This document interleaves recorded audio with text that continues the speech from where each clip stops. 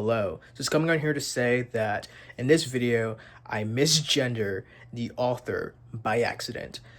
I thought the author was a woman, but it turns out the author was a man. That's my fault for not doing my research and just assuming something because it was French and something like this would have been written by a woman. Apologies for that. I would have re-recorded the entire video, but I don't have the book currently because it's back to my friend, and I felt like the points that I made in this video were very poignant, and I feel like I could not redo that authentically. So that's it. Hope you enjoyed the video. Thank you so much. Like and subscribe.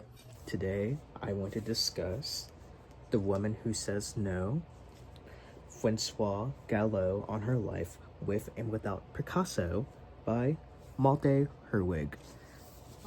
This was I wouldn't say a recommendation. It was a recommendation, and also my friend, Mr. John Paul, not Gaultier, let me borrow this book to discuss it, and here I am. I read it a few weeks ago, and God, I just loved it. I just loved it so much. So I didn't know anything about Françoise, like, at all until he told me about it at one of our last hangouts.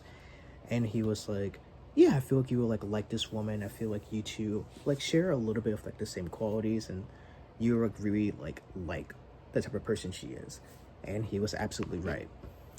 I did not know a single thing about her, like I said, but learning about her through this book was 10 out of 10, just fascinating. Obviously, it's not like an autobiography. The way that I would say this book is, it's half biographical and half just interview, a journalist writing about this woman's life and interviewing her, which, as somebody who used to pursue journalism actively and worked in the journalism field for a little bit, it kind of reminisce about that time of my life. And it was really nice. It was interesting. I learned a lot.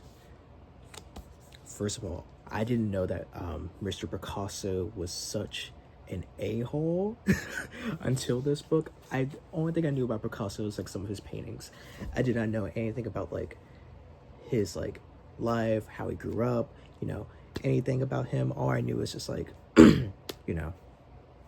what he painted, his most famous paintings. I didn't even know somebody like Françoise was an artist, and to see how her story landed up, it kind of reminded me of triumph stories that we don't hear as often, but we still see. Now, I'm not saying that her upbringing is her relationship with Picasso is the same as this relationship that I'm about to bring up, but I will say the triumph story and the victory at the end for these women are very similar to me. It reminded me, when I first read the book, it reminded me of Tina Turner and Ike, and how Tina just got fed up and just left Ike, and then she became huge in as a solo artist. And it was really wonderful to see a woman, especially a black woman like her, escape an abusive relationship like that and still find success, and especially in her 40s. And the same thing happened to Françoise. Even though she's not nearly as known as Picasso, her art is amazing, and then the people who know her love her, and she still has this fan base, and it's just magnificent to see a woman still be a woman and still be independent and still explore what makes them happy, what makes them passionate, without feeling like they have to be tied down to a man because that's what society tells them to do. It's very interesting, and it's just wonderful.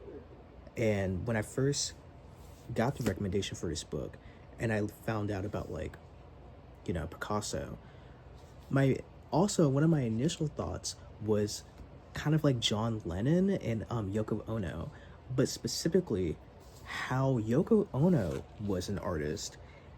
And the only thing we talk about in pop culture is that Yoko Ono ruined the Beatles, and Yoko Ono was John Lennon's wife, and that's all we do. But we never talk about Yoko Ono in terms of an actual artist and an actual human being without tying her to a man.